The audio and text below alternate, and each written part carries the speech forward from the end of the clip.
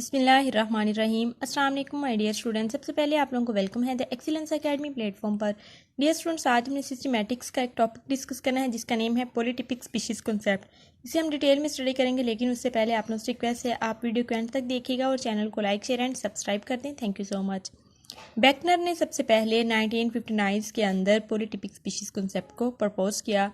Polytypic species concept की definition के मुताबिक ऐसी स्पीशीज़ जिनकी दो या दो से ज़्यादा सब स्पीशीज़ मौजूद हों उन्हें पॉलीटिपिक स्पीशीज़ कहा जाता है, जबकि मोनोटिपिक स्पीशीज़ ऐसी स्पीशीज़ होती हैं जिनकी कोई भी सब स्पीशीज़ मौजूद नहीं होती। सब स्पीशीज़ क्या होती हैं? ये सेम स्पीशीज़ के ऐसे मेंबर्स होते हैं जो कि जियोग्राफिकली आइसोलेटेड होते हैं, एक दूसरे से अलग अलग होते हैं, इन्हें सब स्पीशीज़ कहा जाता है। अब हमने एक्सप्लेनेशन की बात करनी है। तो डियर स्टूडेंट्स, यहाँ पे सबसे पहला पॉइंट ये है कि जितनी भी वाइडली डिस्ट्रीब्यूटेड स्पीशीज़ होती हैं वो पॉलीटिपिक स्पीशीज़ कहलाती हैं हमारे पास। यहाँ पे हमने नेक्स्ट पॉइंट डिस्कस करना है कि The concept of the polytypic species was most important development in classification of animal.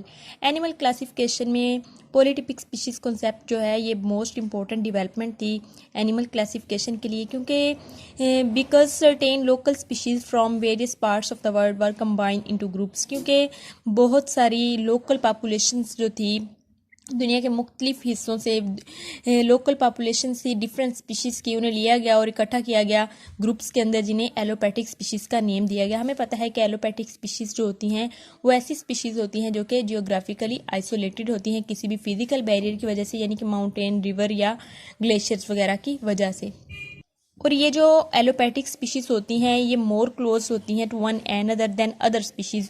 जितनी भी अदर स्पीशीज़ हों उनकी निस्बत ये एलोपैथिक स्पीशीज़ जो होती हैं ये मोर क्लोजली रिलेटेड होती हैं, और इसी वजह से इन्हें एक सिंगल पॉलीटिपिक स्पीशीज़ के तौर पे जाना गया। तो ये यहाँ पे हमने थोड़ी सी एक्सप्लेनेशन बतानी है कि हमारे पास पॉलीटिपिक स्पीशीज़ कॉन्सेप्ट में जो स्पीशीज़ आती हैं वो ज़्यादातर कौन सी हैं? एलोपैथिक स्पीशीज़ हैं। नेक्स्ट हमने एडवांटेजेस की बात करनी है कि कौन कौन से एडवांटेजेस हैं हमारे पास पॉलीटिपिक स्पीशीज़ के। सबसे पहले हमने यहाँ पे बात करनी है कि पॉलीटिपिक स्पीशीज़ कॉन्सेप्ट की वजह से क्लासिफिकेशन के अंदर बहुत ज़्यादा क्लासिफिकेशन को बहुत ज़्यादा सिंप्लीफाई किया गया है। एनिमल्स की क्लासिफिकेशन जिसमें हमारे पास मैमल्स आते हैं, फिर बर्ड्स की क्लासिफिकेशन को, स्नेल्स और बटरफ्लाई वगैरह की क्लासिफिकेशन जो कि पहले बहुत ज़्यादा कम्प्लेक्स थी, जिसमें नंबर्स बहुत ज़्यादा थे स्पीशीज़ के। तो पॉलीटिपिक स्पीशीज़ कॉन्सेप्ट के बाद उनको उनके ग्रुप्स में डिवाइड किया गया और फिर ये क्लासिफिकेशन जो है ये बहुत ज़्यादा सिंपल हो गई, कम्प्लेक्स से सिंपल हुई ये क्लासिफिकेशन बर्ड्स की, मैमल्स की, स्नेल की और बटरफ्लाई की। किस वजह से? पॉलीटिपिक स्पीशीज़ कॉन्सेप्ट के आने की वजह से। अगर हम बर्ड्स की बात करें तो जब पॉलीटिपिक स्पीशीज़ कॉन्सेप्ट नहीं था तो तब जो बर्ड्स की क्लासिफिकेशन थी वो बहुत ज़्यादा कम्प्लेक्स थी। अगर बर्ड्स की तादाद की बात की जाए तो तब जो यानी कि डिफरेंट मेंबर्स को भी वो सेम स्पीशीज़ कंसीडर करके बर्ड्स के अंदर ही उन्हें रखा जा रहा था। तो 19,000 मोनोटिपिक स्पीशीज़ थी बर्ड्स की, किससे पहले? पॉलीटिपिक स्पीशीज़ कॉन्सेप्ट से पहले। लेकिन पॉलीटिपिक स्पीशीज़ कॉन्सेप्ट आने के बाद जब दोबारा क्लासिफिकेशन की गई तो ये बहुत ज़्यादा इसे सिंप्लीफाई कर दिया गया। तो बर्ड्स की जो इतनी ज़्यादा तादाद पहले बताई जा रही थी वो फिर बहुत कम रह गई, जैसे 9040 स्पीशीज़ रह गई बर्ड्स की जब उन्हें पॉलीटिपिक स्पीशीज़ कॉन्सेप्ट के आने के बाद उनकी क्लासिफिकेशन की गई। और इसी तरह जब बहुत सारे वर्टिब्रेट्स और इनवर्टिब्रेट्स ग्रुप्स को दोबारा क्लासीफाई किया गया तो उनके अंदर भी बहुत ज़्यादा सिंप्लिसिटी यानी कि सिंप्लीफिकेशन आई, कम्प्लेक्सिटी उनकी ख़त्म हो गई।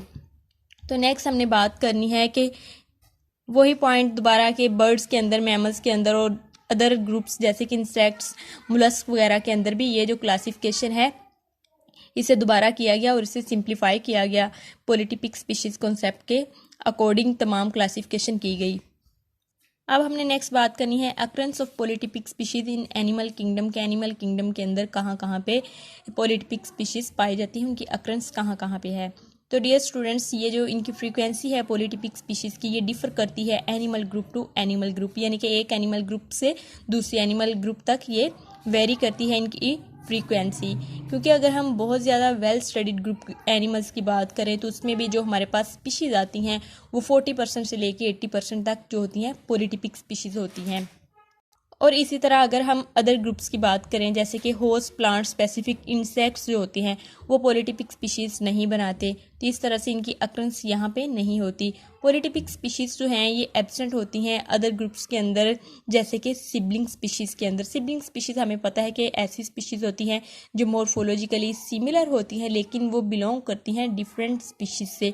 तो इस तरह से ये वाली जो स्पीशीज़ हैं पॉलीटिपिक स्पीशीज़ ये एब्सेंट होती हैं सिबलिंग स्पीशीज़ के अंदर, क्योंकि पॉलीटिपिक स्पीशीज़ के अंदर हमने पहले भी पढ़ा है कि जो स्पीशीज़ होती हैं वो ज़्यादातर एलोपैट्रिक स्पीशीज़ होती हैं। एलोपैट्रिक स्पीशीज़ का पहले मैं बता चुकी हूँ कि ऐसी स्पीशीज़ जो कि जियोग्राफिकली आइसोलेटेड होती हैं, जिनके अंदर रिप्रोडक्टिव आइसोलेशन पाई जाती है।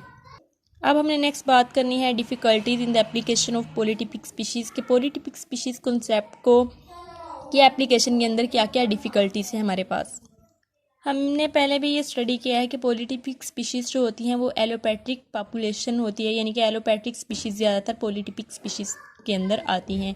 तो इसके अंदर बहुत ज़्यादा ये डिफ़िकल्टीज़ हैं कि ये डिसाइड करना मुश्किल हो जाता है कि दो जो एलोपैट्रिक पॉपुलेशंस अगर हमारे पास आ गई हैं तो ये डिसाइड करना मुश्किल होता है कि आया कि ये जो दो एलोपैट्रिक पॉपुलेशंस हैं ये सेम पॉलीटिपिक स्पीशीज़ हैं, क्योंकि उनके अंदर बहुत ज़्यादा सिमिलैरिटीज़ होती हैं। बिलोंग तो वो अगर दो डिफरेंट पॉलीटिपिक स्पीशीज़ से भी कर रही हूँ या सेम से भी कर रही हूँ तो इन्हें ये डिसाइड करना, ये डिसीजन लेना बहुत मुश्किल हो जाता है। तो ये इसके अंदर एक बहुत बड़ी डिफ़िकल्टी थी कि ये डिसाइड करना मुश्किल है कि दो पॉलीटिपिक स्पीशीज़ जो है एलोपैट्रिक पॉपुलेशन जो हैं वो सेम पॉलीटिपिक स्पीशीज़ से बिलोंग कर रही हैं या फिर डिफरेंट पॉलीटिपिक स्पीशीज़ से। और अदर इसके अंदर एक और बहुत ज़्यादा बड़ी डिफ़िकल्टी थी, वो ये थी कि जब कि क्लोजली रिलेटेड स्पीशीज़ जो थी विद सिमिलर इकोलॉजिकल रिक्वायरमेंट्स, ऐसी स्पीशीज़ जिनकी इकोलॉजिकल रिक्वायरमेंट्स सिमिलर होती थी वो बाज़-औक़ात रिप्लेस कर जाती हैं ईच अदर, एक दूसरे को जियोग्राफिकली वो रिप्लेस कर जाती हैं। तो तब भी ये बहुत ज़्यादा डिफ़िकल्टी थी कि ये देखना साइंटिस्ट के लिए ये डिसाइड करना बहुत मुश्किल हो जाता है कि ये आया कि ये जो है क्लोजली रिलेटेड स्पीशीज़ ये फुल स्पीशीज़ हैं या फिर सब स्पीशीज़ हैं। तो इस वजह से इस स्पीशीज़ कॉन्सेप्ट के अंदर ये डिफ़िकल्टीज़ जो हैं ये साइंटिस्ट को फेस करना पड़ी। तो ये था डियर स्टूडेंट्स हमारा आज का लेक्चर। होप्स आपको समझ आया होगा। काइंडली आप चैनल को लाइक शेयर एंड सब्सक्राइब करें and stay connected for more videos. Thank you so much. अल्लाह हाफिज़।